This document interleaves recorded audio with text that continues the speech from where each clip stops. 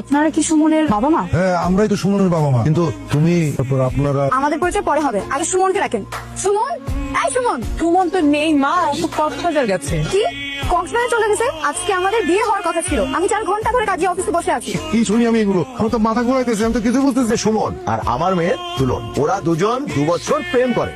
আপনারা নাকি খুব দজ্জাল মা বাবা, এই বিয়ে নাকি মানতেই চাইবেন না। তাই আপনার ছেলে সুমন আমার মেয়েকে কাজী অফিসে বিয়ে করার জন্য আসতে চেয়ে আসে না। এত সুন্দর একটা মেয়ের সাথে তোমার ছেলে প্রেম করতো, কিছুই জানি না।